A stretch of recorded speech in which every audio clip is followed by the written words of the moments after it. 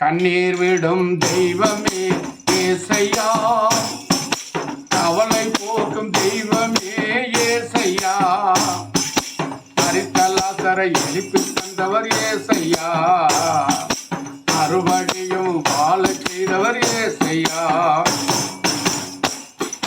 மக்களுக்காக மரித்தவர் தான் ஏசையா, மரணத்தை ஜெயித்தவர் தான் ஏசையா,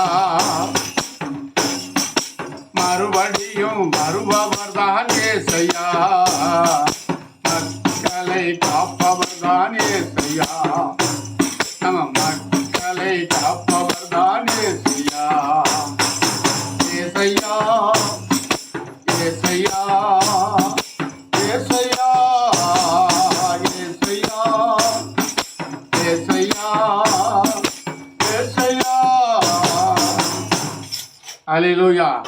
அருமையான தேவஜனமே, நம்ம இயேசு யாருன்னு பார்த்தா அவரு மக்களுக்காக மரித்தவர். புரியுதா? மனுஷனுடைய பாவங்களை, மனுஷனுடைய சாபங்களை, மனுஷனுடைய கெட்ட செயல்களை, இவன் நரகத்துக்கு போறவனை அவங்களுடைய பாவத்தை அவர் ஏற்று மரித்து சிலுவையில் நமக்கு ரத்தம் சிந்தி பலியானார்.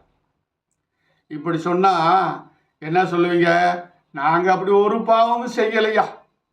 என்னல்ல, நாங்கள் ஒரு பாவமும் செய்யலை, ஒரு துரோகமும் செய்யலை, யாருக்கும் கெடுதலை பண்ணலை என்று அநேகர் சொல்லுவாங்க. சொல்கிறாங்களே இல்லையா? நீங்கள் கேள்விப்பட்டிருப்பீங்க, நான் கேள்விப்பட்டிருக்கேன். ஆனால் இதில் என்ன ஒரு முக்கியமான சமயம்னா, கர்த்தருடைய வார்த்தையை மீறுதலே பாவம் என்று சொல்லப்பட்டிருக்கு. கர்த்தருக்கு பயப்படுதலே ஞானத்தின் ஆரம்பம் என்று வசனம் இருக்குது. ஆனால் கர்த்தருடைய வார்த்தைக்கு கீழ்ப்படியாமல் இருக்கிறதே பாவம் தான். அது அவனை பாவத்தில் தான் உளுத்தாட்டம். அவன் இஷ்டத்துக்கு போய் அவன் வாழ்வான்.